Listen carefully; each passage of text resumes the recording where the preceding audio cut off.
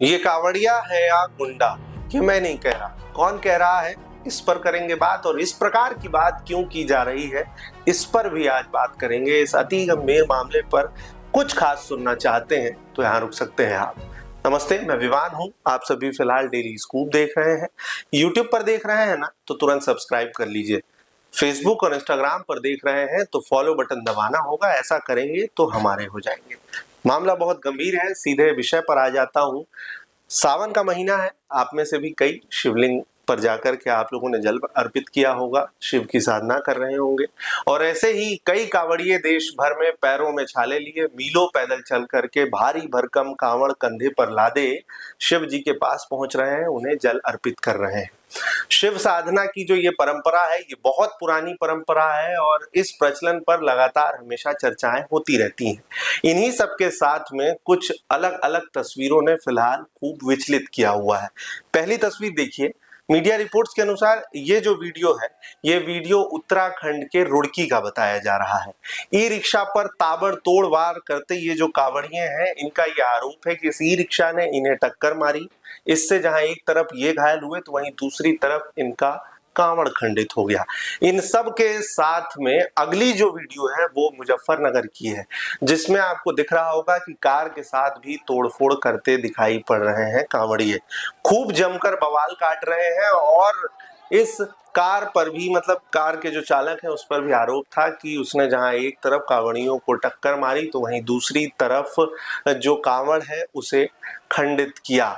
अब जहां एक तरफ लगातार ये विजुअल्स खूब जमकर चल रहे हैं, अलग अलग प्रकार की चर्चाएं हैं, तो वहीं दूसरी तरफ पहली वीडियो को लेकर के हरिद्वार पुलिस का क्या कहना है वो सुनिए। आज दिन में मंगलौर कोतवाली क्षेत्र में लिब्बारेडी चौराहे के पास में वादी संजय कुमार द्वारा पुलिस को अवगत कराया गया था कि उसके जो ई रिक्शा में वो आ रहा था, इसी बीच एक भोले से उसकी टक्कर हो गई थी, जिसमें ना तो कोई कांवड़ जो है खंडित हुई, ना ही किसी प्रकार की कोई ऐसी घटना हुई थी। पर उसके बावजूद उस भोले द्वारा अन्य लोगों को एकत्रित करके उसके साथ मारपीट की गई। साथ में जो उसकी ई रिक्शा है उसके भी साथ तोड़फोड़ की गई थी।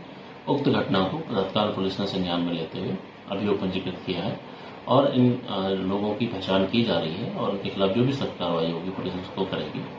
मैं आप हरिद्वार पुलिस की ओर से सभी कांवड़ यात्रियों का, सभी भोलों का स्वागत करता हूं और आपको किसी प्रकार की असुविधा ना हो, इसको किसी प्रकार की भी असुविधा ना हो, इसका भी हम लोग ख्याल रखेंगे। पर मैं आप लोगों से अपील भी करना चाहता हूं, इस पावन पर्व में पुलिस काफ़ी जद्दोजहद से लगी हुई है आप लोगों की यात्रा को सुरक्षित करने के लिए। इसमें आप लोग पुलिस का सहयोग भी करें और अगर ऐसे कोई मामले आते हैं तो उसमें जल्दी आपानाक हुए और अगर ऐसी कोई घटना होती है तत्काल पुलिस के संज्ञान में डालें। मुजफ्फरनगर की जो दूसरी वीडियो आप लोगों ने देखी, उसको लेकर के पुलिस का क्या कहना है, मुजफ्फरनगर पुलिस का, वो भी सुन लीजिए। थाना छपार पुलिस को भी थोड़ी देर पहले सूचना प्राप्त हुई कि कांवड़ियों का एक समूह चल रहा था।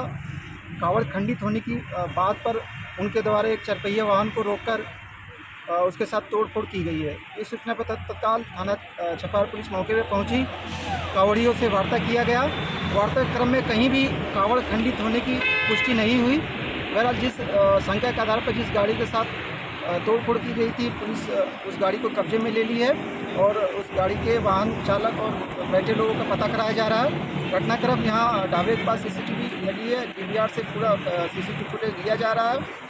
मौके पर कानून व्यवस्था सामान्य है, हाईवे चल रहा है और यहाँ कोई समस्या नहीं। मामला और वीडियो सब कुछ आप लोगों के सामने है। अब इन सब के साथ में इन वीडियोस को लेकर के अलग अलग प्रकार की जो खबरें आ रही हैं, क्लिप्स को लेकर के सोशल मीडिया पर लोग जमकर लिख रहे हैं।